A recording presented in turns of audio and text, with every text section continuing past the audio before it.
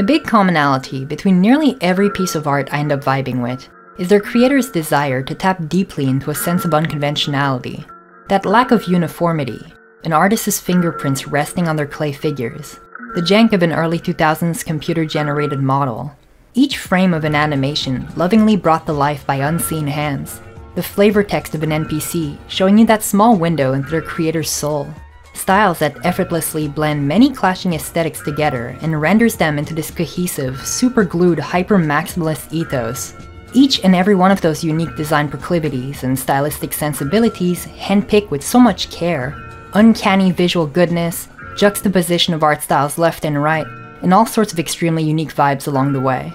It's usually the stuff that operates under conditions of peak creativity to their respective mediums that attracts my eye.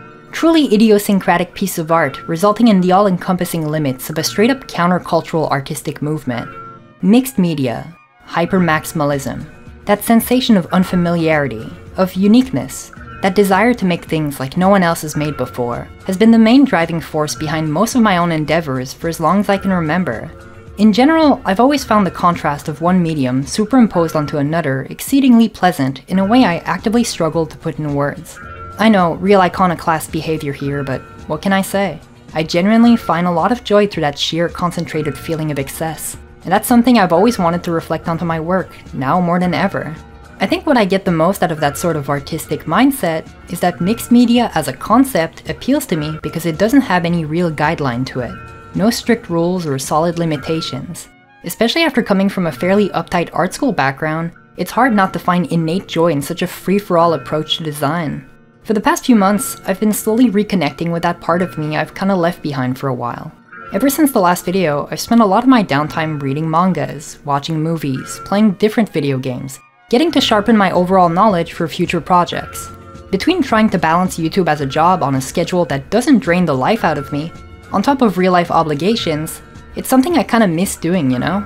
I'm someone who never likes to stay in one place for too long. I physically dread the moment folks start to put their expectations on my shoulder, and that goes doubly so for being told to do the same shit over and over again. One of my only pleasures in life is to spread my wings creatively, and that small break defo helped me realign with what I truly want to do in the future. And yet, regardless of all that, what I legit enjoy and choose to seek out of art, funnily enough, always manages to come back and coincide to a pinpoint degree of accuracy with exactly the type of stuff I used to smoke nearly 2 decades ago.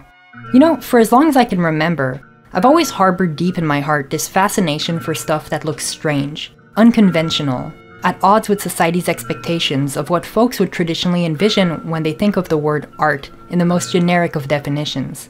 Weird animation, 3D CGI fuckery, claymation, stop motion, obscure movies, niche video games, and all manner of transgressive outsider art. As I got older, I found myself naturally spiraling towards pretty much anything made by folks who didn't seem to fit entirely with their peers. Something I'd later realize came out of a primeval sense of relatability, as I, don't exactly fit with my peers either. Regardless, as an enthusiast of any and all arcane knowledge, it is my duty, as sole curator of this extremely niche channel, to inform you of what I smoke on the daily. On that note, this isn't in any way an exhaustive list, nor do I really want to talk about each topic in depth. It's kinda just a vibe check for stuff I enjoy, found personally poignant or important to the greater idea of art itself, and how those works spread out and permeated entire subcultures. Even the broader totality of the internet as we know it. Sometimes it's even stuff as hella subjective as my own enjoyment of it throughout various stages of my life. In general, nowadays, I'm a lot more preoccupied with how a piece of art makes me feel or how it resonates with me rather than trying to summarize it. So, no solid through line throughout this vid. Kinda just wanted to talk about the stuff I fuck with and why I do. I mean shit, this video itself is already deeply self-indulgent, so might as well go all out, right? The faster folks realize these are basically just my weird version of a consolidated internet diary, the better it'll be. That being said though, I feel like we need to establish some sort of ground rules before getting into the meat of things. In the spirit of limitless exploration that this video inherently carries by topic alone, my ass ain't gonna be too tight about them. But to be expected out of most of the stuff I'm covering here today, some of this shit just ain't for everyone. I'm not gonna put anything remotely graphic or even objectionable on screen, hence why I don't feel the need to detail every content warning, nor am I here to judge or act like the shitty stuff in there is a reflection of either the actions or beliefs those creators hold. It's natural for art to find itself exploring some more complicated topics and overall sore spots. Sometimes it's handled well, and sometimes it's kinda weird and clunky as hell. To me though, that's part of the fun of it. Spinning the wheel and seeing what I land on, you feel? Though you know, if you seek any of that shit out, defo do your own research beforehand, especially if you're sensitive to certain topics or depictions in media. Also of note, if I show something on screen and don't talk much about it, or if you think I've forgotten something, big chances are I haven't. It's either because I don't think it's pertinent to the topic on hand, or because I already got a bigger video planned on it. The early 2000s CGI enthusiasts out there are gonna be eating good this year, that I can promise. So now that's all said and done, sit down, get cozy, and let me tell you all about weird art, mixed media, and what it means to have unrestricted access to the internet. And what better way to kick this off than with a title whose entire aesthetic represents peak pre-rendered graphics firing on all cylinders. Of course, we're talking of Garage Bad Dream Adventure, a game that was, for years, thought to be actual, factual lost media due to its real-life scarcity leading to, more than questionable buyout prices? Poking its nose once more into the collective unconscious, this game carries one hell of a reputation by name alone. You have to understand, before we get to see a re-release in 2021, or even its fan translation the year prior, Garage felt absolutely daunting to play and looked absolutely cursed from an outsider's point of view. As someone who lacked both the necessary language skills and cultural context needed to truly ascertain Garage's themes, let alone understand its story, it felt to me like this impenetrable experience completely shrouded in mystery. All I could really go off of was by the vibes on display, so that's pretty much what I did. Dingy interiors, all manner of unsettling looking NPCs, freak shows advertised on every billboard, ego and fuel both intertwined and wrapped into a metric fuckton of Jungian psychology. The whole thing gives off a stench like nothing else. Yet it's exactly that smell and its accompanying vibe that had me by the throat. You've probably already noticed by the quality of the footage, but I'm rocking the game's original 1999 release here, not out of petty contrarian sake, but rather because I don't really fuck with the remake all that much. Outside of its obvious ease of access for folks who want to smoke it, I just find the vibes to be a little bit off.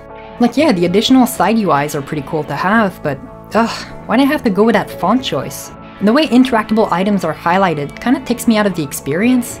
The original's grungy aesthetic aligns a lot more with what I personally vibe with. Even though a ton of other artists were creating equally horrifying moods around the same time, to me, none of them come even close to the sheer amount of skunk visuals Garage chucks at you. The whole thing was written, designed, and art directed by Tomomi Sakuba, and his intricate style does absolute wonders here. It contributes hella in creating that genuinely uncomfortable feel the game's got going. The usage of esoteric-looking pre-renders giving off such an anything-goes attitude, as if you could get shotgunned back-to-back with horrific visuals at literally any moment. Even the world feels hostile, with its locale clearly taking inspo from the real-life walled city of Kowloon. Love the way they just drop you off unceremoniously in tunnels that feel equally cramped, rusty, and austere, to the point where I initially feared even playing through it. I mean, what's scarier than a game with visuals like this, that also has text you can't fucking understand? Of course it makes hell of an impression. Though in retrospect, and with years of appreciation for its artistry, Garage was one of those very few avant-garde titles that truly succeeded in pushing our understanding of what a video game could even be. Legit peak experimental shit. It came from an era where we saw game development becoming more and more of an accessible tool for people. So the wave of multimedia CD-ROM projects from the late 90s to early 2000s tended to come from folks who didn't really need backgrounds in traditional game design. A lot of those games were made by way of musicians and other outsider artists who seek to push their craft in the medium forward in an interesting manner. I mean shit, half of these weren't really advertised as traditional point-and-click adventure games either, but simply as interactive experiences, oftentimes bundled with fairly nebulous goals in mind.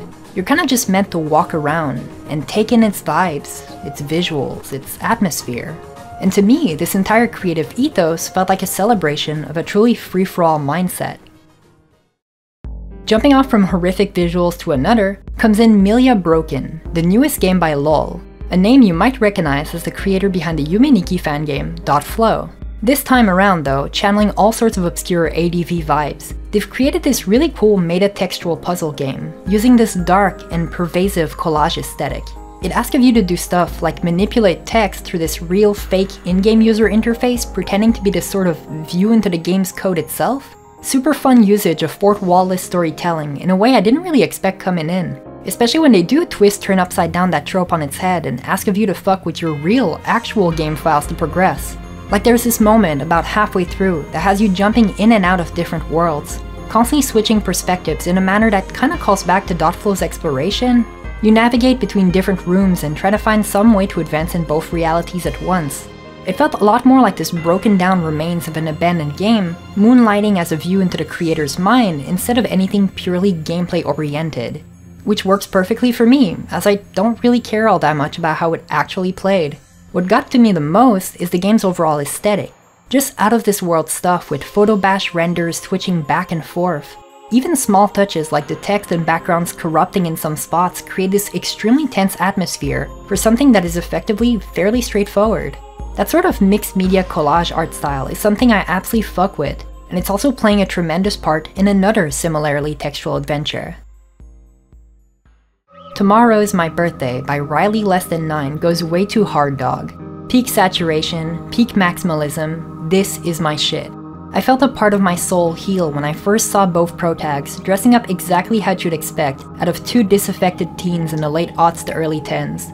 Their poetic waffling, semi-philosophical back and forth, barely containing the emotions they very clearly wear on their colorful sleeves.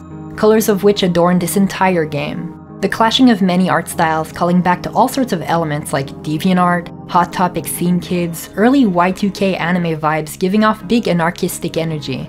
I couldn't help but have a huge smile playing through it because of how it made me feel seen. Like that little kid inside of me who used to sing out loud to My Chemical Romance and Vocaloid songs, skipping school, drinking Monster Energy, and hanging out at the local mall, without a single care in the world. This one's for you. A small detail I really appreciate is how the story is supplemented by cuts of real-life footage, oftentimes choosing to focus on close-up shots of flowers. Their beauty always juxtaposed with a fairly dark story being told, really driving in that mix of passion and teenage angst. There's a deep sense of artificiality contrasting the game's world with that nature, and it feels like it was made just for me. Something so self-indulgent in all of its creative potential can only have been made by the hands of someone who really gets the zeitgeist of the era that molded them as an artist, taking inspiration of what they grew up with and turning it into something truly representing of their personality. Legit big homemade vibes in the best of all connotations. I think a lot of folks would call the art style ugly or unrefined, but that's kinda why I fuck with it so much. It reminds me a lot of how I used to doodle in my sketchbooks at that age. Halfway between those how to draw manga books and actually tracing Yu-Gi-Oh manga covers. A little unrefined maybe, but entirely coming from the heart. It's very reminiscent of Eta-uma, this art movement roughly translating to bad but good. Eta-uma work are traditionally seen as ugly by contemporary critics, but I personally disagree at a sheer principle. To me, the beauty of that entire movement has always been about how it's in service of challenging outdated preconceived notions about art. Stuff like choices of medium, techniques, artistic backgrounds, skill level, or what even qualifies as an artwork. It's all stuff that's so nebulous as is. I don't see any good in trying to quantify any of that shit. You just recognize it when you feel it in there. Plus, if we keep adding hella subjective rules to the mix, it kinda defeats the point of creating in the first place. What is good? What is bad? Fuck if I know. And honestly, I don't really care. Same shit applies to what a lot of folks would call ugly due to quote-unquote obsolete limitations. It usually ends up being a lot less about said limitations, but instead about recognizability. It's not often I get to compare this sort of creative ideology to video games, but one shining example that sticks out to me is the trend of early to mid 2010s freeware indie games, including but not limiting itself to all the shit that was made in Unity. I don't know why, but they've got a vibe and ethos of their own. And yeah, the graphics might be a little fucked according to some randos, but it's wholly recognizable from within their medium. I'd argue even that those attributes become what makes them stand out so much, almost like their trademark. Would Crip Worlds be better without the skunk visuals and the piss meter? Absolutely the fuck not, which is what makes it so special to me. This irreverence towards convention. The pixel art portrait of our protag, mouth open like a goddamn fish. The 2D digitized sprite imagery almost randomly dropped across the map, like, hell yeah, shout out to the pilgrims. The low poly 3D environment, painted with textures coming straight out of MS Paint. And of course, my boy Dendigar. The abstract humor never fails to get me either. Like yeah, of course, if you head down the secret nerd pit hidden under a green lava pool, there's a ton of overworked programmers trapped in endless agony. There's even Cliffy B just hanging there. His text goes past the fucking screen, dog, you can't make this shit up. We're getting to the point where games like these are actively inspiring others to go out there and create. Like I'm willing to bet that part of what folks love so much about Cruelty Squad is somehow related to games like Oneric Gardens or Cautious V, at least visually speaking. And fuck, the actual Crypt World sequel, Crypt Underworld, which even though I haven't played yet, you just know that shit's 100% smoke. Alright, you know what time it is. We've been talking about indie games long enough that it's impossible for me to not mention RPG Maker, an engine practically ubiquitous with esoteric freeware games. What was so cool to me about RPG Maker in the first place is that it's an entire culture of varying folks from various parts of the world, all very different in backgrounds, interests, and preferences, which entirely reflects on the art every single one of these people produce. While usually I'd find it pretty ill-suited to generalize in such a way an entire fucking community and try to box them up together, it's that exact lack of perfect cohesion, that primordial soup of so many different art styles at every turn, that had me coming back year after year. It's less about one thing specifically appealing to me, but more so about plenty of smaller things and how they manage to relate to each other. Like yeah, RPG Maker games could mean practically anything to you, and to me, that's beautiful. It's entirely dependent on your relation to, experiences with, and what you've got exposed to. Every one of those games feel radically different from each other, especially compared with what you typically get on store shelves circa like late 2000s. You just know I ate that shit up. The longer the engine's been available, the more we see folks getting real experimental with it too, to the point where RPG Maker is mostly a loose frame of mind rather than a set of strict constraints. And that reflects hella on the choice of art style over the years. From thought-provoking claymation art pieces, to an entire game made solely out of watercolor stills chained back to back, the whole scene is driven by creativity unlike anything else. And to be completely honest with you, that's barely even scratching the surface. I've already covered a ton of these on the channel, so I don't really feel the need to revisit the classics right away. From here on out, I want it to be weirdo territory only. Which is why Disillusion felt like the perfect choice for this video. The game's visuals feel like this grab bag of everything I've talked about so far. From the prototypical environments with their acid wash colors and heavily textured imagery, the variety of digitized 2D sprites with cryptic designs, the couple of 3D models you actually do get to see are taking big inspo from multimedia CD-ROM games, and that sort of Bryce 3D aesthetic. Mel, the game's sort of mascot, even looks like she was modeled and animated entirely from within MMD. Which to be honest, I find quite pleasing as a certified enthusiast of all mid-2000s CGI shit. Halfway between a spiritual successor to Clone on the Net Yorose, Disillusion reminds me a lot of those fictional video game stills made by Suzanne Trester in the early 90s.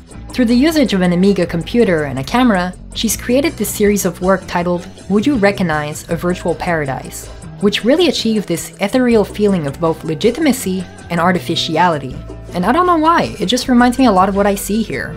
Similarly, the internet humor contrasts well with the game's overall story.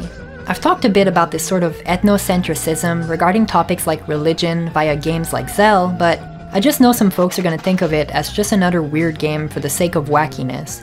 But a lot of its lore legit takes roots in some truly fascinating mythologies coming from various parts of the world. You play as the Golem from Jewish folklore. You're helping the Greek muse of tragedy to climb up a tower leading to the eventual formation of the Samsara. All those concepts are even expanded upon in the work-in-progress sequel Disillusion ST, which takes that format and twists it into a more explorative one, a journey plunging you into various dreamlike sceneries, though a lot closer to what you'd expect from LSD Dream Emulator, if you get what I mean. Not to be shady, but I thought the first game's combat kinda held the experience back a little.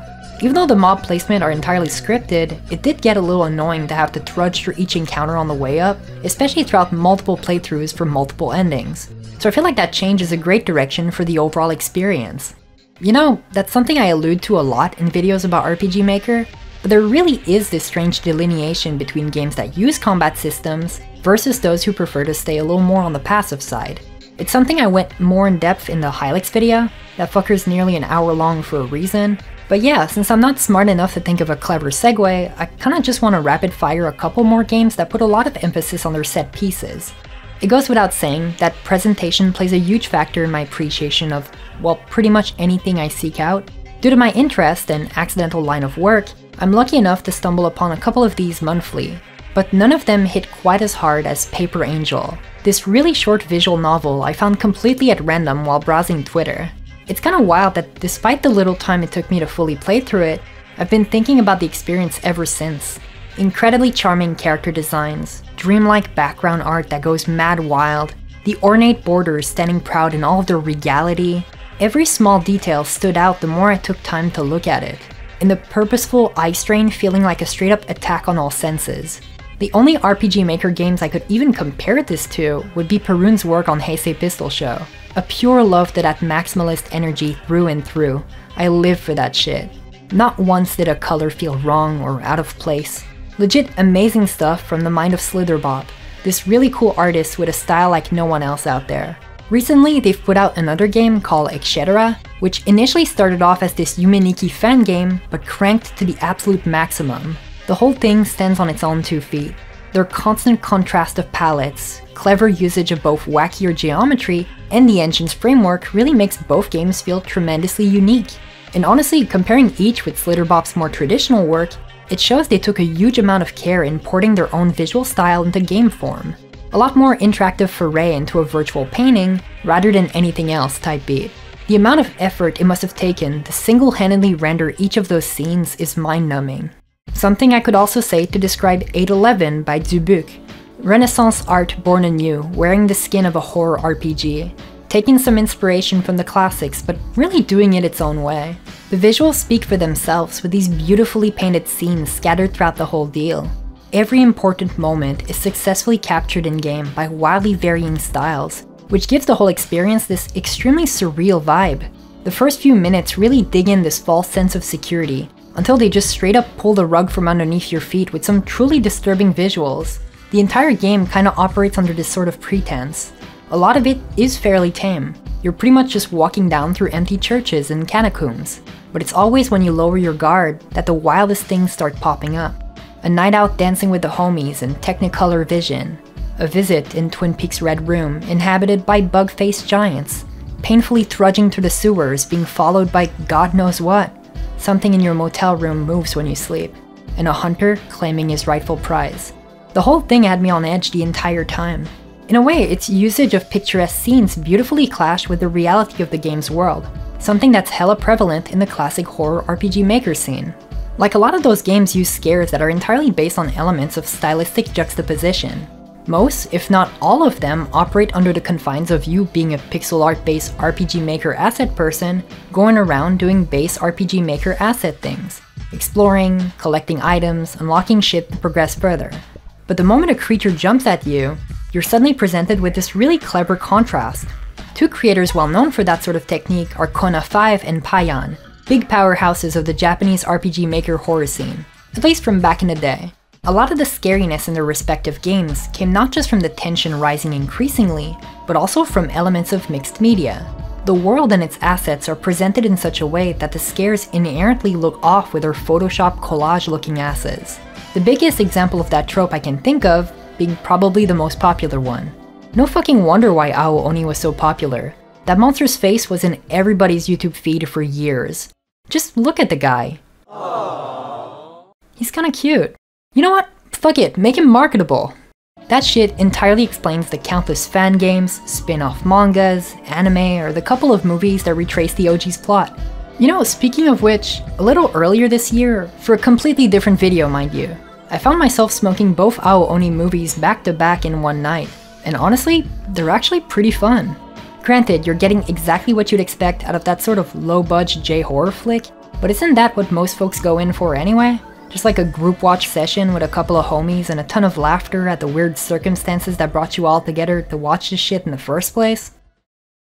I don't think I'd be surprising anyone by saying that the rest of my interest have always had me orbiting closely to the many different eras of foreign cinema. Being a young, notable internet weirdo with too much free time on my hands and an insatiable appetite for curiosity kinda did that naturally.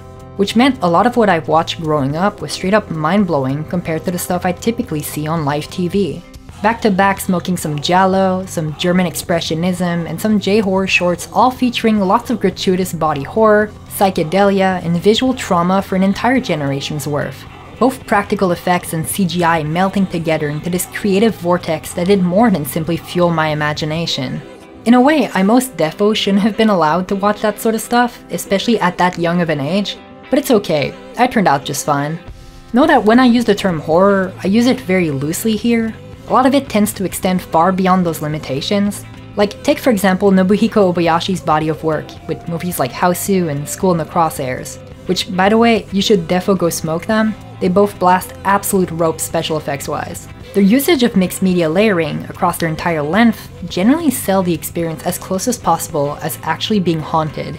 Beautifully ethereal ambiance and shots that make me go, fuck, they made this in the late 70s? Through pretty much every rewatch. I've never been one to limit myself to just one thing only, but basically horror is what I associate with when talking about that kind of mixed media and its creator's approach to it. My relationship with the genre and its vibes is one of mutual respect for daring to push the envelope one step further. I don't really need to explain to you how this entire catalog of movies got historically dismissed for years by broader critics. Even though it's gotten somewhat better nowadays, there's still this lingering stink to it, as if the entire industry kinda looked down on horror with this judgmental look, or sometimes with this very mercantile capitalistic approach like, yeah, we're gonna push a 7th sequel to meet quarterly earnings.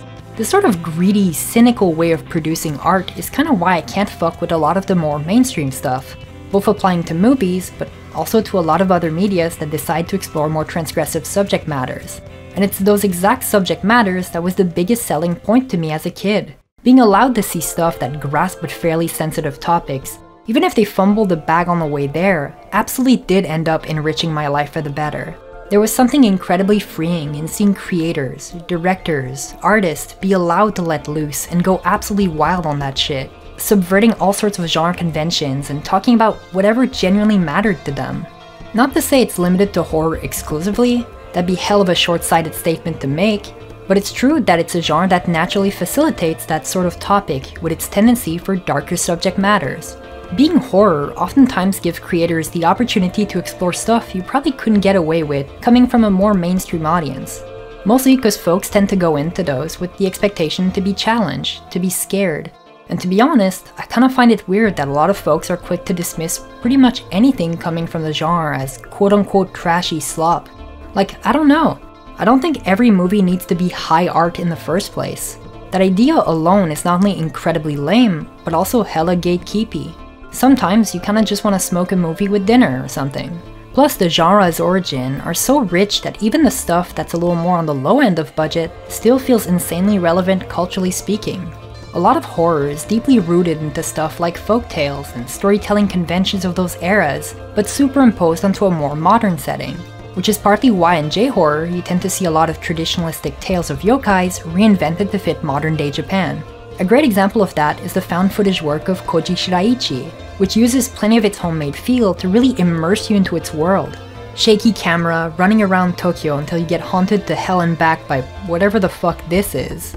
While the conversation around this body of work tends to limit itself to just Noroi the Curse and Occult, and by all means I do actually really fuck with those two, enough to probably call them my favorite of his, I also can't help but recommend his other stuff, especially the Senritsu Kaiki File Koushugi series. Just a ton of really good movies channeling the exact type of wavelength I want to be on. All this to say, controversial opinion perhaps, but I don't really care if shit looks cheap. As a matter of fact, I'm actually really fond of it. Part of me can understand why some folks push back against the idea when it's like a giant mega corpo spending millions on that shit. I'm not blind to the suffering of their entire artist departments being overworked to death on the daily, but on a lower scale, I think that sense of artificiality fucking rips. Like, yeah, you can clearly see the actors were just in front of a green screen and kinda hand-waving stuff that's not really there. And like, a lot of the monsters look ripped straight out of a tokusatsu show. But that shit owns! There's so much fun in that creative aspect, and it channels perfectly the limitless spirit of mixed media. Low budget or not, I don't think that fact alone detracts from the good they're doing. Limitations breeds innovation, but especially creativity. And that applies to pretty much any time period and medium. Which I mean, fuck, sorry for the tangent of a tangent, but like, This shit also more than applies to stuff like creepypastas as a natural extension of the horror genre and the creative mediums we're talking about here.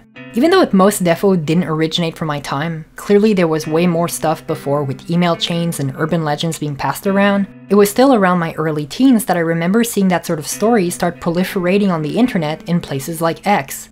That sort of conduit facilitated a lot of those rumors, and especially the creativity that ensued from the eventual wave of creepypastas that would stem from that.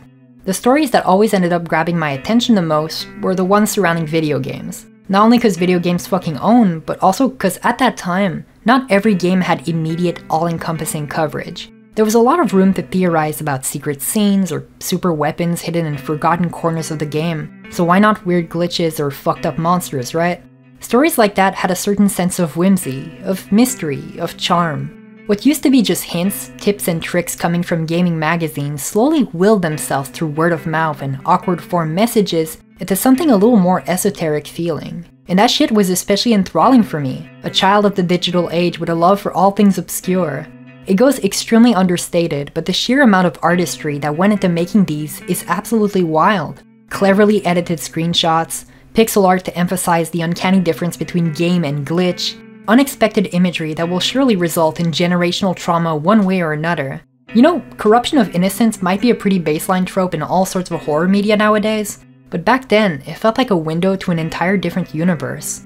Even though I was a little too old when rumors of Herobrine started popping up, I can still appreciate it from a distance. The very concept of being in this empty, open world meant for multiplayer, but devoid of any presence, can already be scary enough for some. But to add to that, some unknown entity, maybe even a hostile one out there to get your ass, always just slightly out of sight, and yeah, that I can vibe with.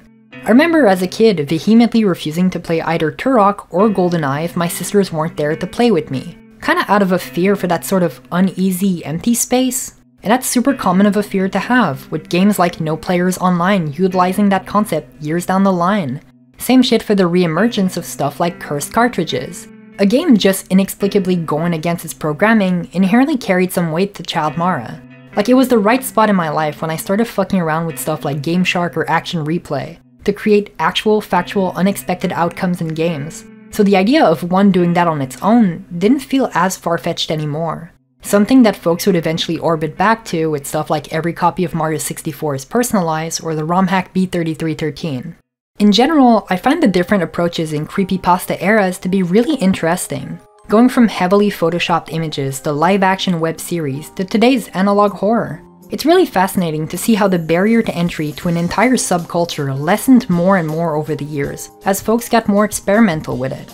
Like nowadays, most horror you can find on the internet is entirely edited, and it no longer requires you to pick up a camera or go outside and make an ARG out of your spooky shots. The entire scene kinda slowly wrapped back around to the era of pastas, like early Slenderman shit, Eyeless Jack, Jeff the Killer, Smile Dog type beat.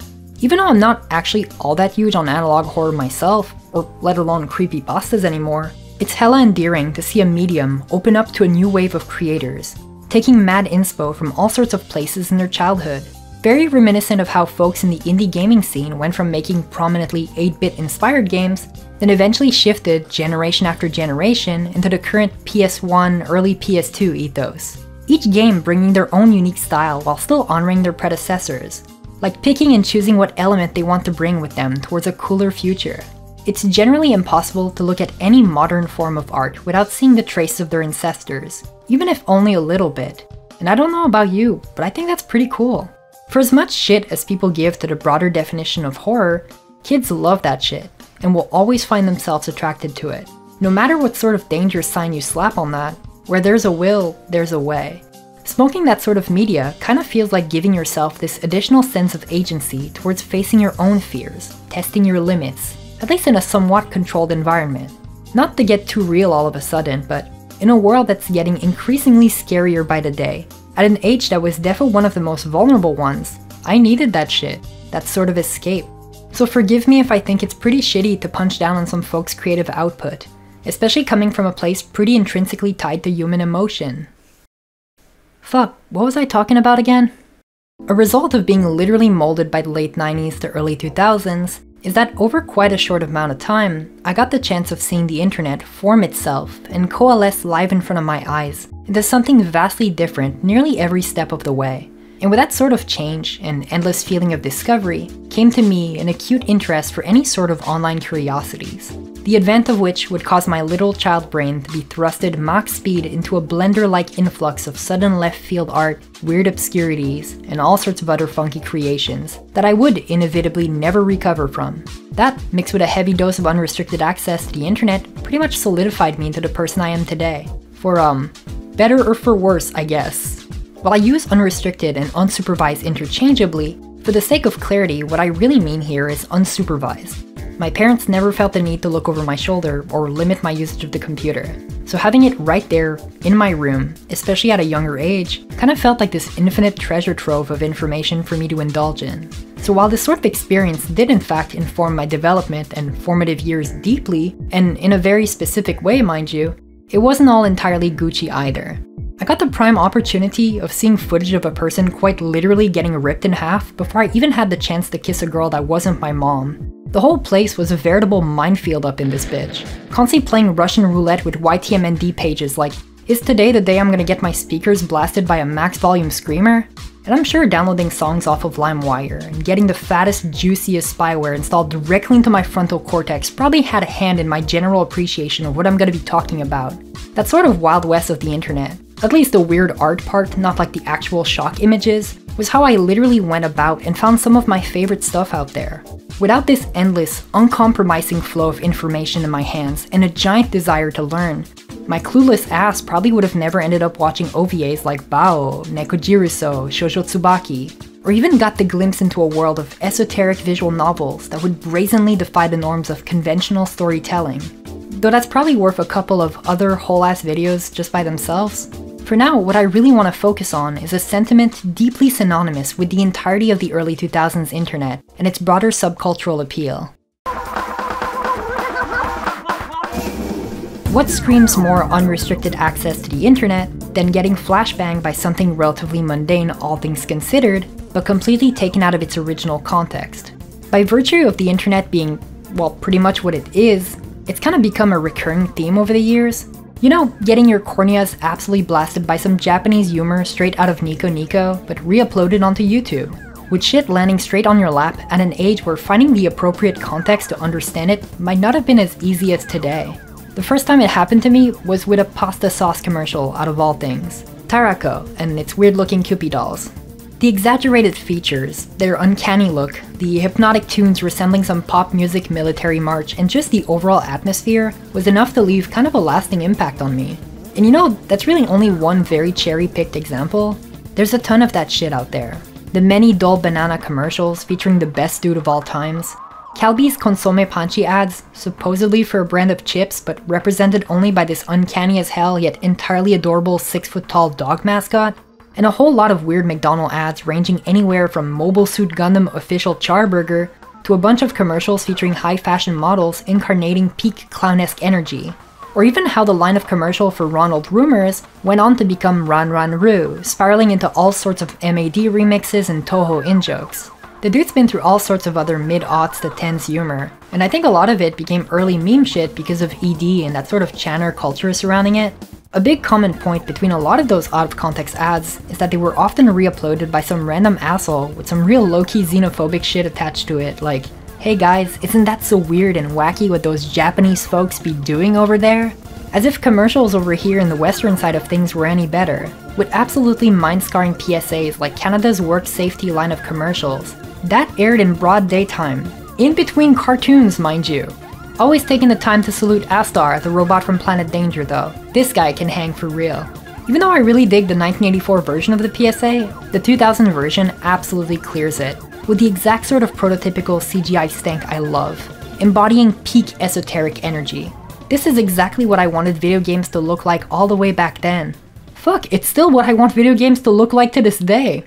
And speaking of video games, we can't forget the absolutely Lynchian, sometimes even directed by the man himself, commercials for the PS2. This stuff was probably a lot of kids' first exposure to weird imagery via some pretty innocuous video game adverts. Those are also relatively more mainstream, so I don't really want to elaborate on them too much more since pretty much everyone has already seen them. Instead, what I do want to shine a light on is probably my favorite side project of his. Earlier I've talked a bit about cinematography, granted in very broad strokes, but it's really important to not undersell just how important someone like David Lynch and his body of work was to me growing up. His particular brand of niche art has influenced me greatly in my own endeavors. The first time I smoked rabbits was completely taken out of context and done entirely through a shitty 240p unnamed YouTube re-upload of it. That alone was enough to irreparably alter my way of viewing art. So I don't think it's exactly a surprise to say that I could probably go on for hours about how his entire body of work is quintessentially Denpa to the core. Twin Peaks and Inland Empire are still having a grip on me like nothing else. And apparently Japan too, since the former was hella popular when it aired overseas. Though what I do find funny is the intersection of those two, with his work on a TV commercial to promote ex-Japan song Togireta Melody, a promotional video shot on a beach in Malibu, exclusively featuring the band's Yoshiki talking in heavily draped symbolism in what I can only describe as some obscure ass shots. Supposedly there was going to be a full-on music video to go with it, also to be directed by Lynch, but that ended up getting canned mid-production. Adding that to the pile with woodcutters from Fiery Ships, an abandoned multimedia CD-ROM project he was also working on. That's something I think a lot about, you know? Well, music videos, not Yoshiki's ass. We often tend to forget that music videos are just as good of a way to spread experimental art to the masses, and most of the time are the earliest example folks are presented with. A lot of that stuff was done for me at a very young age, therefore at an obviously more impressionable one, but also almost entirely done via the vector of live television.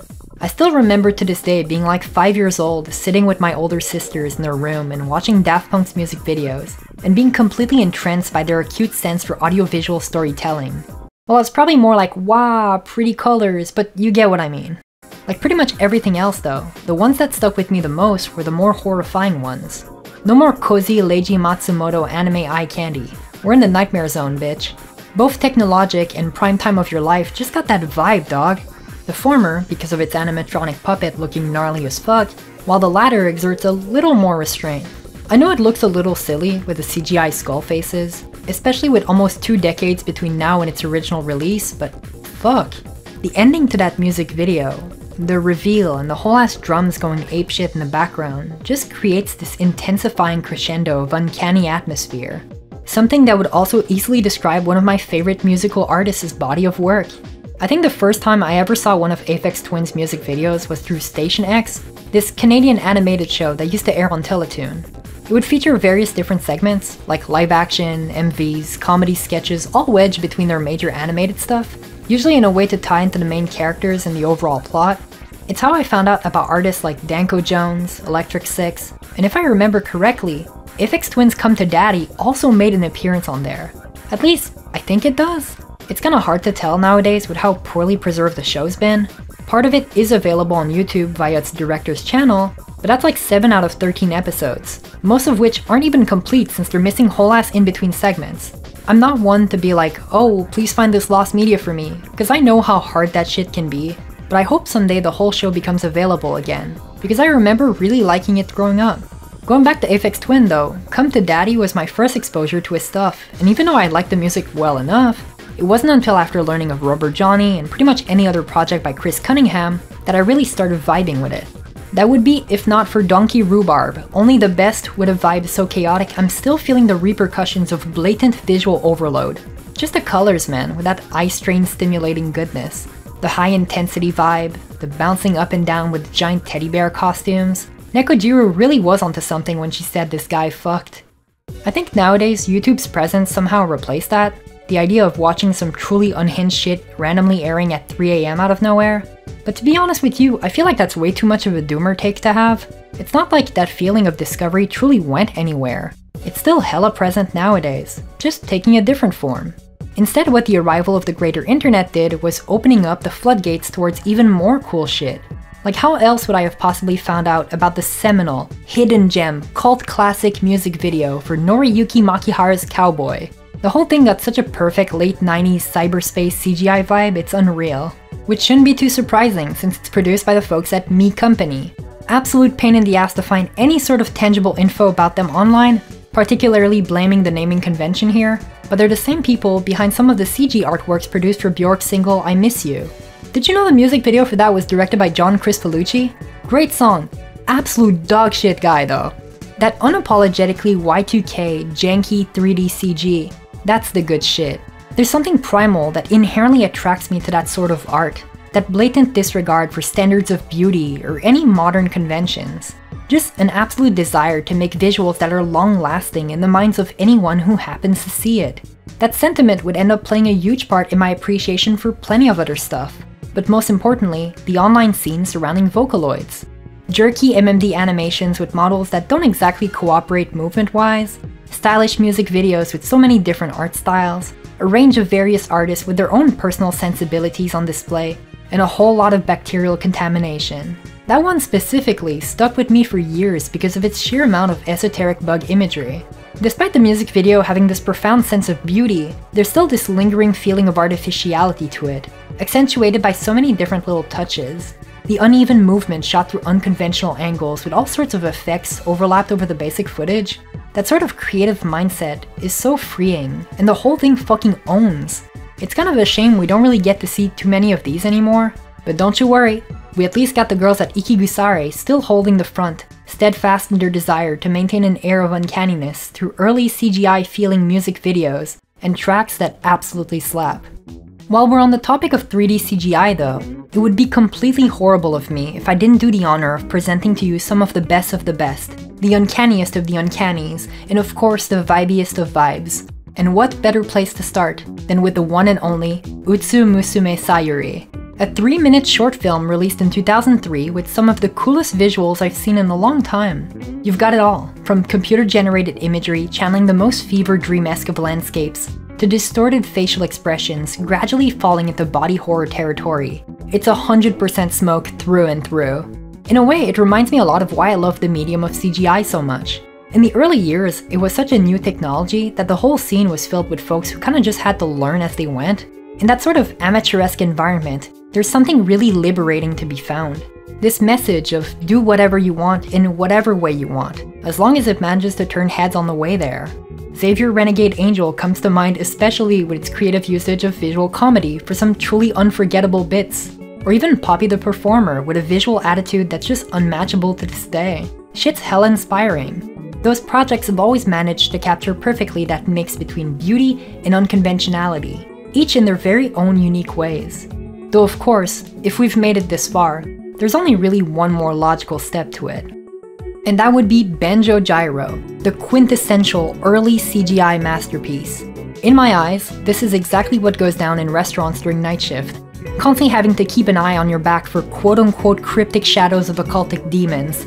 The color scheme up in this bitch is just out of this world, with big neon lighting accentuating the yellows, magentas in the sky, and weird-looking models around each corner. The whole thing's presented almost on a set of rails, with characters swooping in and out of shots, rotating on themselves awkwardly. It's super charming. This could defo be seen as a solid precursor to a lot of other obscure YouTube animations that would inevitably come down the line. Also completely unrelated, but its creator, Grady Sane, ended up working as an animator on Tom Goes to the Mayor, a Tim and Eric gig right after making this. Just thought that'd be cool to mention. Like I've said earlier about video games, I think a lot of folks would call that sort of work ugly, unrefined, or even attribute that sort of vibe as a byproduct of its limitations rather than a very conscious, purposeful stylistic choice for a stunning art direction. But I don't know, I kinda revel in that sort of primeval sense of unrestrained creativity. While studying art, the topic of realism came up often. And I don't know about you, but I'll always pick stuff that looks interesting and cool over stuff that looks real and practical. I think it's partly irresponsible to attribute a style or art movement to inexperience or just plain ugliness for the sake of it. Like yeah, I might not fuck with realism all that much, but there's still intent behind it. There's still a direction, an art style. So why not the other end too, right? That sort of argument, because let's call it what it is, feels oddly derisive for a topic as nebulous and wholly subjective as the nature of art itself. I don't know, lofty discussions aside, I don't think being an amateur or even just having striking artistic proclivities that don't match with your contemporaries means your work is bad. I don't think mine is, but don't let anyone give you that shit either. The internet's such a big place, with so many fun venues for inventive art that I don't think it's productive to get caught up in stuff like that. Yo, we're a little over halfway through the vid, so now's the perfect time to get a drink, grab a snack, take a piss, maybe like stretch a bit. Since I'm probably gonna get hella yellow $sign for this vid, I kinda just wanted to plug my Patreon real fast, and at the same time, thank all the folks who've been supporting me for so long. You can see their names on the screen right now. They're the people who make sure I get to eat semi-regularly and pay my bills and shit. I'm not gonna give you the whole rundown, you can go read that stuff yourself, but there are a couple of perks of being a Patreon, like a Discord server, behind the scenes stuff like seeing me talk shit about old videos. Did you know I used some fucking Wojak in that old Digimon vid? Preposterous, dog. 2021 Mara had no swag. But yeah, projects like today's vid have been taking longer and longer preparation-wise, and honestly, it's kinda been taking a toll on me throughout 2023, both physically and mentally. Working 12-hour shifts on the daily for vids just wasn't healthy. So now that I'm taking a little bit more time, it feels a whole lot nicer. Hopefully this year will also continue to be that way, a lot chiller on the stress side of things, since a lot of the heavy lifting for future videos, at least the research part, is mostly done. Keen eyes will defo spot a lot of the stuff I got planned this year just through the footage I'm using in this vid alone. You know, to be completely honest with you, if it wasn't from folks' overall support, kindness, and encouragement, whether that be monetary or not, I wouldn't be going as hard as I do right now. So thanks for taking the time to hang out with me. It means a lot. Before continuing the vid though, I just want to give a quick shout out to my homie River, whose vids have been a massive inspiration to me lately, both vibe-wise, but stylistically as well. Gonna link their stuff in the description, so make sure to check them out. Also there is a list of songs used and media showcased in this vid. So if you ever find yourself wondering what the fuck I'm even showing, it's all in there. But yeah, back to the viddy. To me, YouTube as a landscape has always been that sort of breeding ground for all sorts of weirdo, hyper-niche art projects just waiting to be discovered. Just look at the sheer amount of them that got swept up by the wave of interest towards stuff like creepypastas and other niche obscurities that would inevitably result in them blowing the fuck up overnight and garnering way bigger audiences than originally anticipated. I mean, despite the Flying Luna Clipper actually being a good piece of retro audiovisual fun time channeling really cool Amiga demo disc scene aesthetics, the reason why folks garnered around it were more about the circumstances that caused it to land on YouTube, i.e., it was found randomly in a Japanese thrift store and subsequently uploaded, rather than its actual factual content. There's defo something to be said about how a semi-contextless viewing of some out-of-left-field avant-garde art project can lead you to form an opinion on it even before knowing what it's all about. You can practically pause at any moment during this segment and pick footage at random, for example. One that's always managed to stick with me year after year though, is the work of Piero Pito. Mostly known for their early aughts horror classics, they've really managed to channel some truly unnerving vibe into their art. Legit, their whole channel is filled to the brim with mixed media intensity back to back. The obvious pick being, of course, username 666. A video that got so much attention from the world that, just like any good horror story, folks actually started believing it was legit. Personally, I'm more of a Poco Poco Picotan fan for its visual imagery, or even just their unnerving house walkthrough, but you know how it'd be. Old YouTube naturally had that quality where folks would be oftentimes shown really random stuff out of nowhere. It's how I got to watch stuff like I Feel Fantastic or the works of Shay St. John. Shit that would inherently get folks to raise an eyebrow like, what even is that? But you know, in retrospect, it's kinda sad to see how much of a lol, look at how scary this is attitude folks had concerning those two projects, when it's basically just performance art for one, and a really cool demonstration of a proto-Vocaloid animatronic for the other. Plus, Tara the android low-key cute as fuck. An even more recent example of this would be the art of Cecilia Condit. More precisely, her work on a musical horror short film by the name of Possibly in Michigan. The whole thing quite literally follows protagonists Janice and Sharon as we're getting stalked by this cannibalistic masked man around a shopping mall. Just peak sapphic things, you know? Hanging out with the girlies, getting a big smile for the camera, and getting boiled down into a soup later on. The 1983 VHS tape got kind of a cozy vibe all things considered. The sing-songy voices and the neighborhood looking mad nostalgic. Despite being born in the mid-90s, and defo not in small-town America, I feel a certain longing for that sort of visual flair the whole thing has. Big grainy energy and washed-out colors got me feeling something ethereal. In comparison to other esoteric-feeling projects that got discovered by the masses years after their respective releases, I think it's really neat to see the positive reaction from folks, especially younger ones, to such a great piece of art. Even though I suspect part of it might be related to its slightly true crime adjacent backstory, Turns out the whole thing's kind of an autobiographical tale of having accidentally dated a murderer, like for real. Possibly in Michigan got hella popular on TikTok a while back, and I don't know. Something just tickles me about the thought of someone getting randomly jump scared by Arthur's big goofy smile while scrolling on the daily. It's that sort of experience I'm always looking for, you know? Like the first time I smoked You Are the One by Andy Warhol. This previously lost, now found music video made on the Amiga featuring Marilyn Monroe blowing a kiss at the camera, looping over and over as this extremely ominous track keeps saying You Are the One every now and then. Genuinely haunting shit. One of the small joys of working on a project so intensive is that as I went on during my research process, I got to be reacquainted with a lot of long-lost favorites and learn even more about their respective art scenes.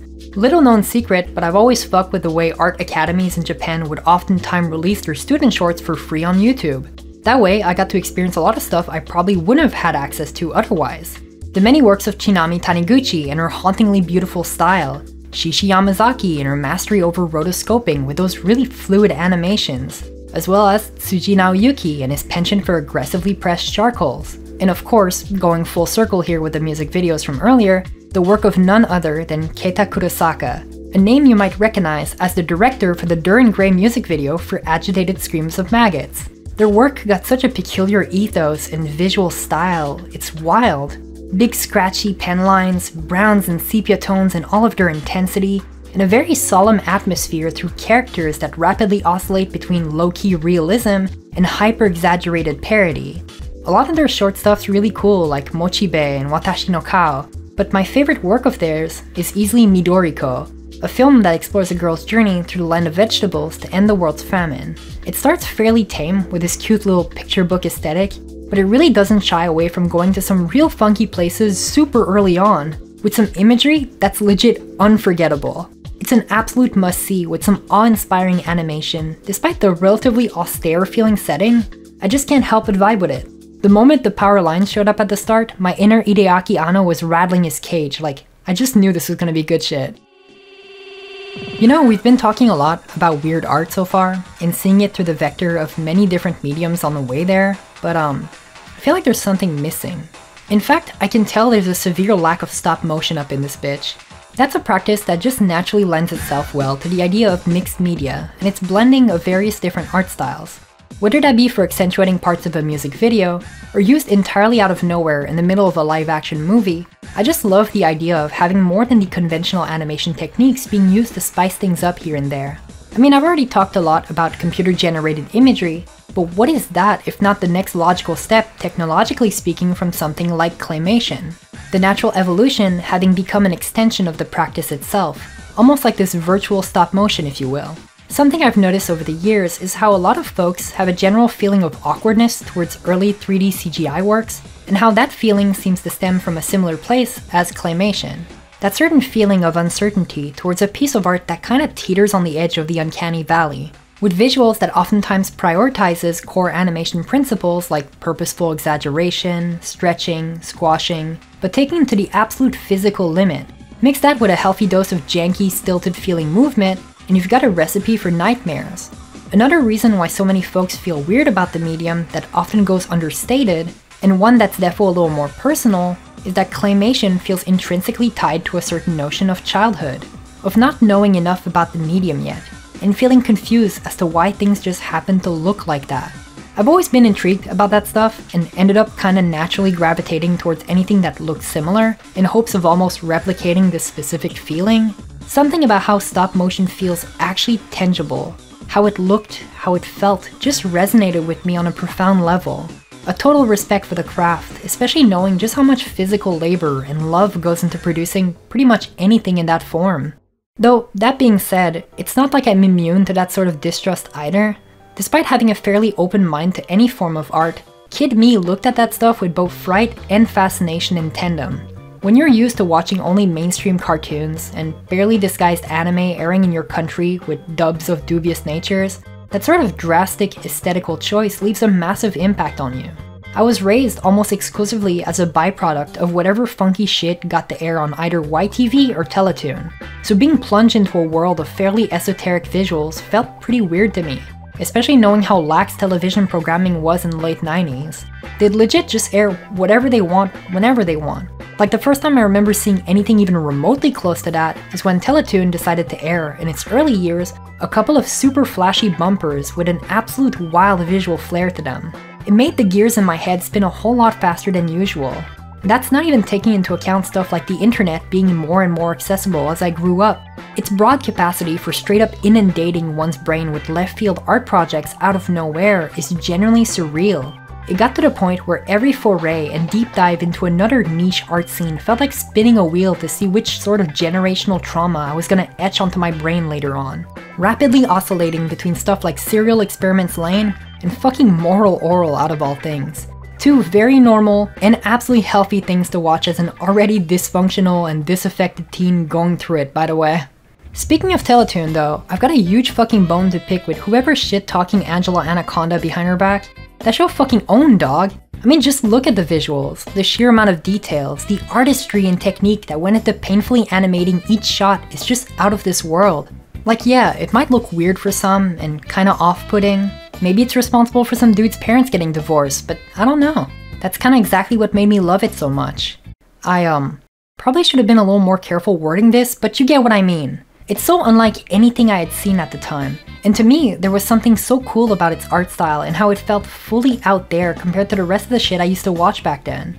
Not everything has to conform to the same strict rules and conventions when it comes to animation, and that's a reminder that cool stuff's always been out there if you're looking for it. Like if we limit ourselves just to the scope of traditional 2D animation, then you only have to look a little bit further to have your mind absolutely blown every day. Like take for example Violence Voyager, this really gnarly looking movie whose entire vibe can be described as a weird cross between old school Kamishibai paper theater and the Gekiga movement of Japanese adult-oriented comic books, clearly tracing the inspiration from weird anime like the 1976 adaptation of Kazuo Umezu's manga Cat's Eyed Boy, which by the way, huge recommendation. The way the whole thing looks is just divine. Though I don't know so much about the 2006 live action version. Shit looks like just the right amount of curse, gonna have to smoke that sooner or later. Also, huge shout out to the term coined for the 2004 Cutie Honey live action movie, Honeymation, a technique describing how they would actually warp the actor's pose to match dynamic frames in an animated sequence, resulting in this really fluid motion mimicking the stuff you'd expect out of Sakuga, just applied to a real life body. Legit some absolutely wild shit that I wish folks would use more often. Another surprising place to find that sort of mixed media aesthetic, funnily enough, would be a scene I've only recently become accustomed to. Tokusatsu is just full of that stuff. My knowledge of the genre itself is fairly limited, all things considered, and I sure as hell wasn't looking to get into every classic for this video, so I've definitely went out of my way on purpose to smoke a couple of the weirder, more fucked up looking ones I could find. But rest assured, pretty much everything I've watched so far has been an absolute joy through and through. Originally, a lot of my interest towards Toku went straight to that sort of early aughts CGI I love so much, thinking specifically of Shibuya 15 and its very reserved usage of it. That show is really cool by the way, and I wouldn't be surprised to hear it secretly informed the development of The World Ends With You, with the whole teenagers stuck in an endless repeat of the same days in Shibuya. Or how about The Skullman, Prologue of Darkness? Supposedly this thing serves as a tie-in to a more traditional anime, but honestly who gives a fuck about that? Just look at this shit, dog. You can practically smell the green screen emanating from those shots. The whole thing is done entirely through CGI. None of the sets are even real. So it gives it this really weird atmosphere that I honestly fuck with majorly. Similarly, I also love the way Golden Knight Garo handles its mix of CG, practical effects, and absolute stunning costume designs. Same thing for Mechanical Violator Hokkaido, which probably has the title of all times. That movie fucking owns. The way they animated the Kikaider looking monster at the end through massive practical effects, but also those really small scale stop motion figures is just really cool. That's also something that would strike me while watching Kamen Rider Zio. That whole movie's great, but the highlight really was the arachnid looking monster straight up giving Last Boss vibes. In retrospect, having watched so much tokusatsu lately managed to unlock an even deeper appreciation within me for well-crafted practical effects and the way it creates this really tangible feeling of artistry, like very textile stuff. And in turn, that also allowed me to get reacquainted with a couple of very specific movies I've liked for a while, but now on a deeper level. Shinya Tsukamoto's work, particularly Tetsuo the Iron Man and its stop-motion sequences always giving the biggest manic energy. And that's not even mentioning the whole Meatball Machine series. The whole thing's great. The entire scene is kind of a testament to the craft, and sometimes that results in some hyper-referential, hella meta stuff with shows like Taro-man, halfway between a parody of Ultraman and an autobiographical artistic philosophy show. This thing just oozes style, with its world entirely designed after the works of notable avant-garde artist Taro Okamoto. Really want to talk about this one more in depth, but that gotta be for another day. Right now though, we still got plenty of stop motion to talk about. Where we're heading is a dark place. Darker even than the weirdly erotic stop-motion Jesus skeleton the Golgo 13 movie uses in its intro. I know the Crown of Thorns is technically a reference to the fact that Golgo's name comes from Golgotha, the place where Jesus was apparently born, but like, it still didn't prevent some kind of weird emotion rising in me while peeping that shit the first time. We're going headfirst into the realm of obscure claymation. Not exactly a surprise here, since you probably came to that very same conclusion already, especially with the whole claymation scary speech from a while back, but yeah, shit can be absolutely haunting in the right hands. To elaborate a little further on what I said, animation and its many mediums already have hell of a potential for horror, even when not done on purpose. So to see folks react so strongly about stuff like claymation looking odd, unsettling, or even disturbing in some cases isn't exactly surprising. As a matter of fact, I feel like a ton of artists sprouted from that sort of reaction, purposely going out of their way to channel the right amount of cryptic vibes in their own projects. So you know, I feel like it'd be cool to showcase at least a few that really harbor a tangible penchant for the nightmarish in the most literal of ways. A genuine overload on all senses, and how each of those work feel entirely dreamlike and surreal to boot. Movies like Mad God and Junkhead never shy away from using that sort of mindset when approaching their respectively inhuman feeling models. Their designs really cranking it up a notch, with these really fucked up looking environments, kinda calling back to that sort of hobbyist, rusty feeling Gunpla looking diorama worlds you can find in Garage, something that can also be found in H.P. Lovecraft's Dunwich Horror and Other Stories, a claymation adaptation of some of his works. Quick confession, but I don't usually fuck with Lovecraft's shenanigans, not just cause he's a turbo racist prick, but mostly cause I never really found much that personally attracted me to his writing. I think the only ones I can think of are so far removed from him personally that I can't really call them adaptations, just games that happen to use some of his mythos. Stuff like Iru on the PlayStation 1 or Innsmouth no Yakata on the fucking Virtual Boy. So going into this, I was kinda apprehensive. Didn't really expect to vibe with it much, but honestly, that shit's my jam all the way through. I think it helps a lot that the whole deal kinda feels like the point-and-click adventure game The Dark Eye. Big diorama vibes, grays that are dark, and mysterious text better left undisturbed. The presentation aspect of it all is probably what sells me the most on any form of art, but especially animation. You know, stuff like Chronopolis, which felt extremely surreal since I smoked the entirety of it in near silence, completely removed from its narration. I don't know if it was like an error from the uploader or just a different version floating around, but yeah, all I really had was the little bit of music it had and its stunning visuals. According to the research I've done afterwards, there seemed to be a version with an actual plot told through voiceover, but I couldn't really find it, so quite the experience, not gonna lie. To describe what I find personally poignant about the art form requires a little bit of introspection. A lot of my love for claymation stems directly for how deeply tied it is to my perception of the internet as a whole. It's always been kind of a running joke with how easily accessible that shit be on here, but YouTube, especially in its infancy, had a tendency to show you some pretty weird things that would inevitably change any person's perception of art growing up.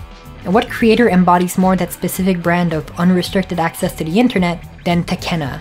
A big part of the fondness I still attribute to his work comes from it completely blindsiding me one day, getting randomly recommended to me while browsing videos nearly a decade and a half ago.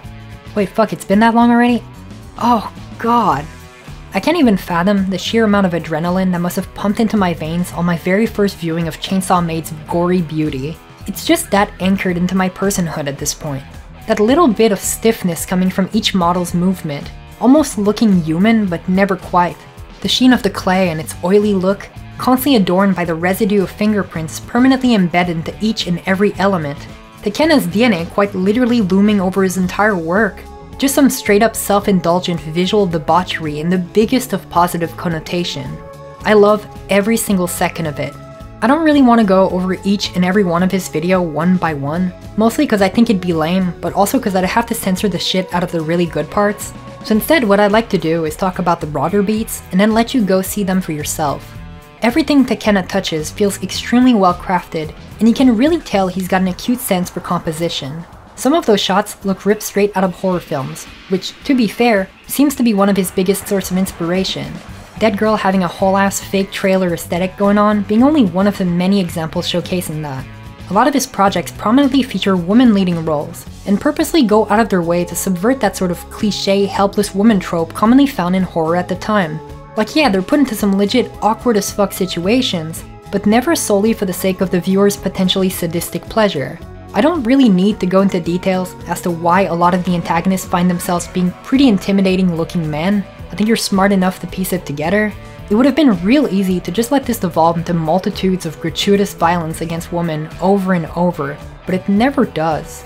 Instead, each video highlights those struggles and contrast them with super competent protagonists.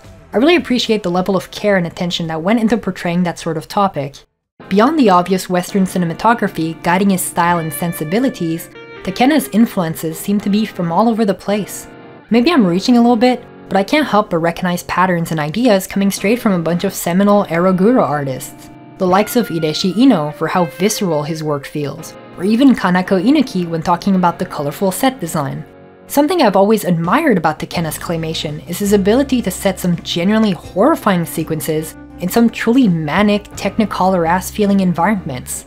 Bright pinks and the biggest of yellows. Legit huge respect for the maximalist vibes on display. Similarly, I think that high energy vibe is kinda symbolic of horror as a whole and its relationship to other genres. The obvious one being the juxtaposition of horror and comedy. Two broad categories constantly relying on each other's limits, effectively creating this really unique atmosphere within Tekena's body of work. I think the dude got a solid eye for comedic timing too, with stuff like the dad in Chainsaw Maid having the absolute audacity of just going back to sipping his coffee right after seeing a lady get zombied up to the bone. Kinda understated, but it's important to remind ourselves of how both horror and comedy use very similar methods to invoke emotions bigly within their audiences. So much so that you can't really talk about one without thinking about the other. Both, more often than not, rely heavily on not just transgression, but also straight up excess to emphasize just how strange the circumstances of each scenario be. Like take for example Maid of the Dead, this animation Tekena produced for a Maid Cafe event, or even his later works doing promotional stuff for bigger companies. Which, honestly, is kinda shocking to learn about in and of itself, especially when taking into account the dude's entire back catalog. Good for him though. Goes to show just how versatile his style really is. Also, I didn't know where to put this in the script, but during the research for this vid, I ended up finding a backed up archive of his Pixiv gallery with tons of drawings. It's really cool to see his more traditional works here. After years of only really seeing his claymation pieces, it's kinda humbling to see that he was also fucking around with other mediums too. Shout out to that specific drawing of the Jason X android girl, kinda giving credence to the whole Western influence thing I was talking about. Even his eventual forays into different venues all own deeply, like his 3D works entirely being done in Miku Miku Dance for example. I know I'm like #1 fan of unconventional looking CGI shit, so obviously a huge bias here, but I don't know. It's stuff like that that just makes me smile. It has a distinguishably more anime look to it than his other stuff, but honestly I'm super down for that too. It's something he had already done prior to that with the DVD exclusive Chainsaw Maid Episode 0. That entire mix of aesthetics, of sensibilities, just work really well for his stuff. Despite everything I've shown so far today, I don't think it's necessarily a prerequisite for all claymation to be scary, even if done so purely by accident. Like specifically with Tekena's work, that shit's extremely bright and colorful, which contrasts perfectly the off-putting nature of its horror and subject matters. But sometimes, all you really want is some bright and energetic feel-good vibes, you feel? Recently, my friend Robo tipped me off to this really cool show by the name of Bisatsu Olympia Kiklos. Adapted from one of Mari Yamazaki's manga, Kiklos is straight up energizing. Big colors, great atmosphere, and a whole lot of mixed media. The story follows Dimitrios, this ancient Greek vase painter, who ends up getting roped up in tons of weird and wacky shenanigans along the way. Originally, my interest for it was solely because of its pristine as fuck claymation, but honestly, the way it successfully blends in aspects of other art styles into itself is just really inventive. Since our main protag's constantly traveling between ancient Greece and post-Showa era Japan via Thunder-related time travel, each of those time periods are represented by their own distinct art styles. And that doesn't apply just to the settings, but also to their respective characters. Ancient Greece is always portrayed with these beautifully colored claymation pieces, lots of very tactile environments, characters that feel tangible. Meanwhile, on the other hand, 60s era Japan is entirely done in that sort of traditional papercraft animation style I talked about earlier. It's super charming. Each episode is legit a treat. I'm usually not that big on comedy unless it's stuff like Cromartie High, but this just hits the right spot. Also really digging how nauseating it can be to look at sometimes. Huge maximalist energy through just how eclectic the show can be visually speaking. Really appreciate the small touches too, like how each episode's ending songs are completely different from each other. You can feel the care and passion that got poured into this. That sort of portrayal innately carries with it a certain sense of nostalgia, of longing, something that can be felt the entire way through. Kiklos for his homeland in Greece, and the animation staff for an older version of Japan. Maybe one they grew up with.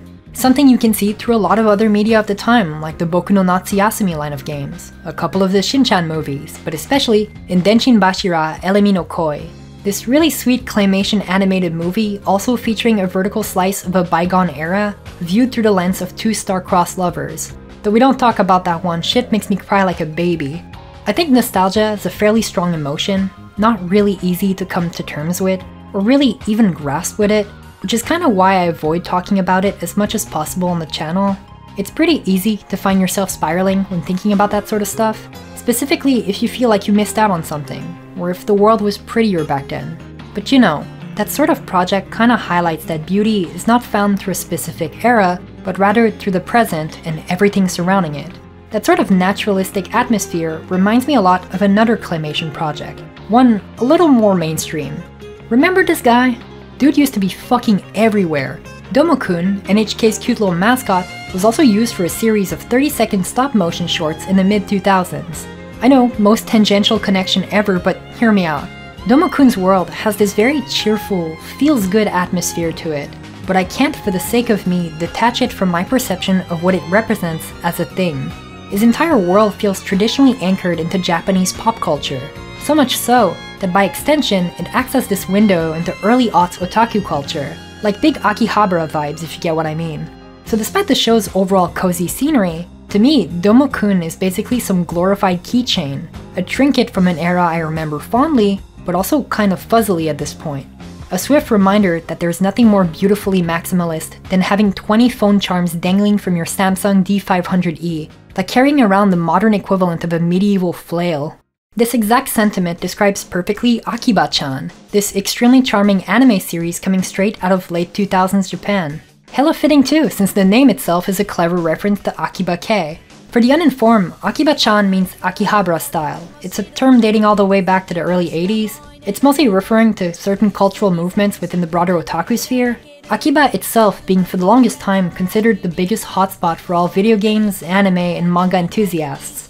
Meanwhile, Akiba-chan, the show, not the place, follows a cast of 5 girls living in the aptly named apartment complex Maison de Akiba, where all sorts of wacky slice-of-life shit happens on the daily. It's really sweet. The anime uses this really cool mixed media approach to its art style, and it's kinda why I ended up liking it so much. The showrunners described the animation technique used here as figmation, as in figure animation. This really intricate combo of stop motion and light CGI throughout the backgrounds, which really ties the whole deal together. Each element feeling absolutely seamless when put next to each other. Also, did you know the moe as fuck character designs were made by Poyoyon Rock, aka Akio Watanabe?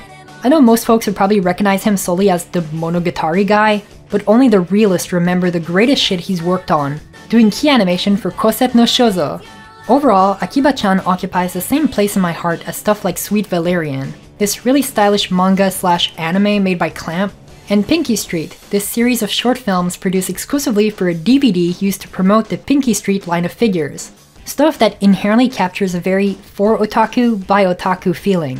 In a way, I can't help but wonder if Akiba-chan actually played a hand or contributed in any way, shape, or form to the creation of Millpong, this other stop-motion show featuring a world going stylistically off of Keiko Miyata's body of work, using its best qualities of artificiality and going all out with some high-color, high-energy aesthetic.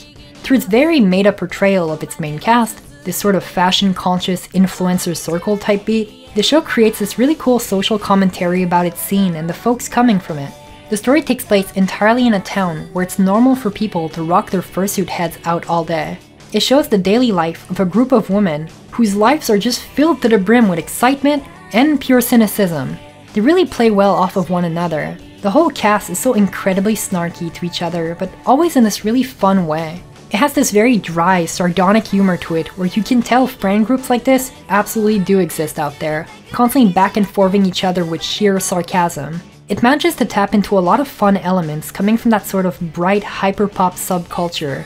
The whole doku kawaii art style with its bright and colorful eye poison, imprinting itself perfectly onto the characters' personalities.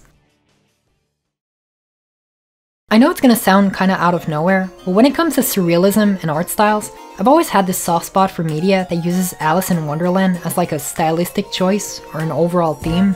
I don't know if it makes sense, but there's something intrinsically whimsical to its universe. Maybe part of it is from having read the original as a child, and it subsequently imprinting some form of taste in my then still developing squishy brain, or just an overall appreciation for that sort of fish out of water scenario you tend to get there, with all sorts of weirdo visuals to boot. Seeing it used in funky ways over the years, throughout various other pieces of art, just comes really naturally when approaching the topic of mixed media and weird art. Like take for example David Klein's contemporary renditions of Alice, with a 60s feeling art style radiating big comfy energy with all of its psychedelia. Shit just brings me a smile every time. And if you want some wild adaptations, there's a ton more where it's coming from too.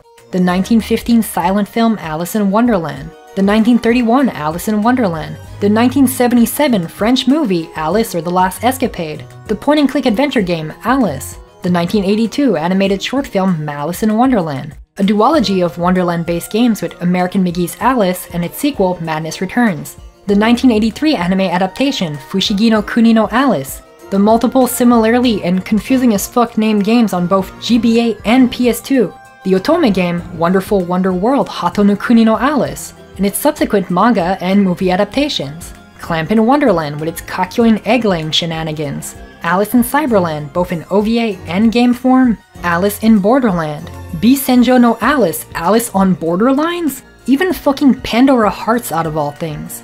I'm so glad no big money grubbing company ever got its hands on the property and started pumping out soulless cash grab sequels. None whatsoever. As a cool way to send this video off before we start wrapping this shit up, I think it'd be fun to visit a few of my favorite adaptations and see what good they bring forward art-wise. The easiest one to talk about, and probably the one most folks think of when talking about mixed media, is the surrealist half-live-action, half-stop-motion 1988 Czech adaptation of Alice, directed by Jan Slankmeyer.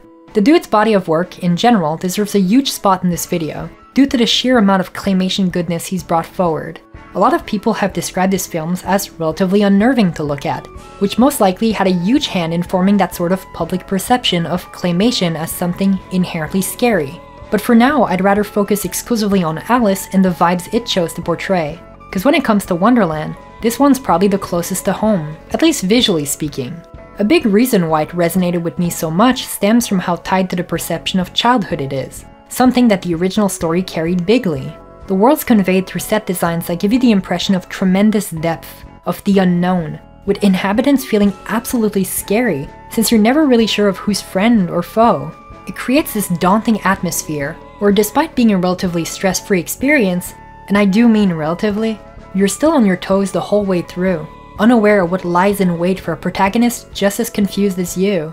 It's hard not to look at segments like the whole doll body, the March Hare and the Mad Hatter, or even the caterpillar with its weirdly animated denture for mouth, and come out of it unscathed even while rationalizing. Like yeah, those are pretty standard fare concepts for an Alice adaptation, but the vibes they exude, from how they look, how they feel, just transcends that sort of media and brings you back to that sort of primordial childhood fear, that sense of not understanding exactly what you're looking at. It's really good shit. Similarly, but on a whole different wavelength, is TV no Kuni no Alice, a 1986 television special adaptation broadcast on NHK using the world of CGI to bring Wonderland to life. I'm clearly not the target demographic for this sort of gig, but stumbling upon it, completely taken out of context, for a completely different video on top of being completely unsubbed, was straight up amazing. My girlfriend and I took some time off recently to scope some of those CG visuals, and honestly, it checks out. The whole thing's got a veil of artificiality dangling above it in a way I can only describe as pure love and admiration for the medium and its technology. It's so good. The prototypical three-dimensional models looking sharp as fuck, the green screen always just slightly visible, the way they encrust footage of real people onto those super video gamey feeling screens just makes me feel glad I took the time to smoke it. Like hell yeah, random kung fu interlude, why the hell not? It's 1986, we've just got access to technologies that would irreversibly alter the face of the earth. Let's go absolutely buck wild with it before it becomes an industry mainstay. Really, it doesn't take me much to be happy. That sort of early 3D environment always hits the right spot. Plus, the real-life stuff channels that sort of late 80s, early 90s aesthetic live-action Japanese films tend to rock. It's that sort of atmosphere I always end up gravitating to. The exact middle ground between some quote-unquote official gig and whatever amateur film you and the homies are making on the weekends, just for the fun of it. You know, where you can still spot the human touches visibly adorning each work of art. One of the strangest places I found myself in while researching cool Alice in Wonderland related media would be the realm of advertisement, with Adventures in Beauty Wonderland. This surrealistic project born as a commission for Sephora, but helmed by the absolutely legendary pop art icon Keiichi Tanami? Dude's an absolute pillar of post-war Japanese art, working all the way from small advertising jobs in the early 60s to full-on proper exhibits. His art style on display, especially in this piece, is straight-up Neo-Dadaism taken to the extreme. For folks who might be unfamiliar, Neo-Dada is an art movement that's extremely prominent not just here but in Japan of that era too, specifically for its desire to lessen the gap between art and daily life. Its overall qualifying vibes are exemplified through elements of playfulness, popular imagery, and absurdist contrasts. It was deemed at the time a reaction to another popular art movement, abstract expressionism in particular, and refused to let itself get defined by more traditional concepts like aesthetics, in the broad sense of the word. So as you can see, some real iconoclastic art that speaks for itself. It both carves its own path while paying respects to its forebears, with nods to popular pieces of art spread across the whole place. Like you can spot at the start the Scream by Edvard Munch, Odilon Redon's Spider series of paintings, and even the elephant and whale screens made by Jakucho Ito. Just some fun stuff all around. And you can really see why it's no surprise that folks like Keiichi Tanami, Takashi Murakami, or even Kusama Yayoi get to flex their creative muscles when it comes to shit like advertising gigs. Going back to mixed media is Bibliomania, the 2013 short film slash full-on reimagining of the traditional Alice in Wonderland story, set in a colorful world of stop motion. It uses all sorts of artistic techniques to convey the surreality and absurdity of the setting, from hand-drawn animation, real-life stills animated frame by frame, and even video gamey feeling pixel art and CGI. I think it's fair to say that it's one of the most unique interpretations so far, with a vibe I can only describe as confusingly enthralling. Legit, from the start to the end, the action on display is mesmerizing with showcases of truly elegiac spaces. It's no secret that Bibliomania took its title pretty literally, the term coming from the word used to represent the obsessive compulsion to collect or hoard books to the point where social relations or even health start suffering. Something that ties beautifully into the film's core themes. We see a cast, and specifically an Alice, that's unafraid to show the result of suffering. I think it's fairly easy to see the stories told in Lewis Carroll's work and interpret them as some idealistic daydreaming, something akin to what a lot of folks would call escapism, and then proceed to turn upside down on its head its whole vibe and make it something overly grimdark for the sake of shocking an audience. I mean, many have done that before, but it's a whole other task to keep that sort of surrealism intact and intertwine it fully with a story like the one in Bibliomania. The idea that the pursuit of knowledge is one that inevitably has its drawbacks is a trope that's wholly underutilized within the media, and I find that really interesting. And that sort of flew too close to the sun type scenario. Pair that with the avant-garde visuals, and you've got something truly unlike anything else. And for the final Alice in Wonderland adaptation for today, and one I've spent way too long ruminating about, is the 2015 stop-motion film Alice in Dreamland.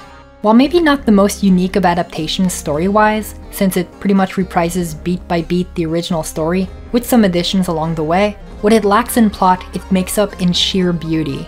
From the very first frame of the opening song, with portraits being lugged around introducing our cast, to the first-person exploration with their Resident Evil-ass style door, to the overall feel of this thing, I just knew this was the one for me.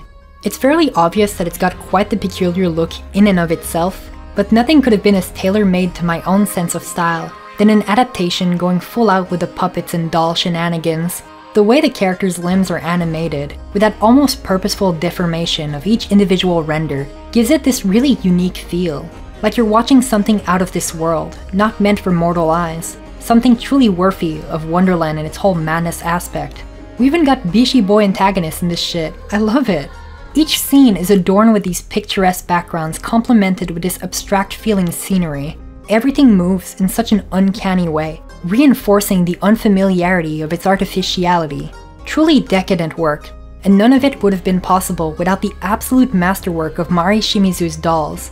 Yep, the whole thing is basically this ever-moving art exhibit through her catalog. From main character designs, to background elements, to even the smallest details, like the talking flowers' faces. Her ethos radiates proudly through every aspect of this movie, constantly peppering each scene with her touch. The movie benefits greatly from an art direction as spot on as this one. Every small detail adding so much to the overall mood, with an atmosphere that feels truly fantastical. You can pause at practically any frame and feel like those are illustrations plucked right out of the original book in a way I really struggle to put in words. There's a certain sense of beauty in that artificiality. The hauntingly pristine faces adorning each doll feel absolutely engraved into my mind. In a way, it reminds me a lot of the work of a certain Hans Belmer, this famous sculptor known for his peculiar style of doll, who once said about his own work, "What is at stake here is a totally new unity of form, meaning, and feeling. Language images that cannot simply be thought up or written up. They constitute new, multifaceted objects resembling polyplanes made of mirrors, as if the illogical was relaxation, as if laughter was permitted while thinking, as if error was a way and chance, a proof of eternity." Now that we're like an hour plus into this shit and closing in, you might be wondering, that's all good, but what was the point of this? Where's the thesis? What's the end goal? And to that, I'd like to think that I've got some form of greater idea to impart onto you. Thing is, since the very start, I wanted this vid to just be a condensed version of this giant stream of consciousness. A pure audio-visual representation of my own personal proclivities, of my love for hyper-maximalism itself. In all of its aspects, I wanted it to be more. From thumbnail design to number of topics approached to even just the cadence of my writing, it'd be easy to spend an hour defining concepts like maximalism or horror vacui and go through the motions of artists like Gustav Klimt or Viktor Zaretsky, but I don't know. That stuff's really nerdy, and there's most definitely already been someone who's done a better job at explaining it than I ever could. So instead, I'd rather talk about why I go to bat so much for an idea that's inherently abstract as fuck and deeply personal. I've spent years dealing with art school teachers and peers alike prioritizing pre-established standardized ideas instead of letting loose creatively. Always talking about how less is more, but I tend to disagree with that notion entirely. I've always related more to the idea that more is more. All of this clearly comes from a certain pushback against popular art movements like minimalism dominating the landscape for years, and an overall disdain for just following trends blindly. Call me pretentious if you want, but it's also why I don't fuck with the whole kill your darlings idea when it comes to writing. For one, I feel like it's needlessly antagonistic or limiting of someone's work ethos, and for two, who cares if that shit hurts the pacing of your work? If you love the tangent you wrote, there's no shame in keeping it in, intertwining it with all that makes your video you. I'm never gonna willingly sacrifice my soul and individuality for the sake of a quote-unquote better end product, as vague and nebulous as that is from the get-go. Not that I think there's anything wrong with being short and concise, but, you know, I'm also of the mind that the moment you get me started talking about something I care about deeply, I struggle to shut up. To me, the only way to create art that is lasting is to completely disregard conventions, and instead trust your gut fully, what you think feels right regardless of anything else. And yeah, I probably lose out on a lot of potential viewership or whatever, but I've also met people who've told me that this sort of approach rejuvenated their desire to create first and foremost for themselves. That's worth a lot more than some trend-jumping audiences fucking off the moment I change my style, or don't talk about whatever they personally fuck with. It's something I've noticed a lot out of friends and peers on YouTube. Juggling paying bills, rent, and making something you creatively feel proud of. It's really easy to lose sight of what we do, why we choose to do it. You know, the word review or video essay's been feeling more and more constraining lately. Sometimes all you really want to do is hang out for an hour or so and hear someone's weirdly deranged musings about whatever sort of hyperfixation they have. We can all agree that YouTube is inherently kind of a postmodernistic gig at this point, right? For as much as we often talk about how the internet's become largely a fairly crummy place to be in nowadays, if it wasn't from its existence, I wouldn't be doing what I'm doing right now. A lot of the art I've presented today wouldn't have as many eyes on it as it does either, and if all of this wasn't there during my formative years, I'd surely be a completely different person altogether. If this video can give even just one person the desire to explore more obscure art, then my job will be done. Because no matter how scary things get, I maintain that the best art is made when we truly let loose. Let go of your fears and all restraints. It's never been more important to create work that is truly indicative of our personhood. Liking things ironically is coward shit. It's important to be genuine in what you do. Don't ever be afraid to push the boundaries of your own medium. You can choose interesting over accurate. Be 100% anti-professionalism. Swear like a sailor. Talk weird. But from now on though, no looking back. Start living as the celebration of beauty through excess.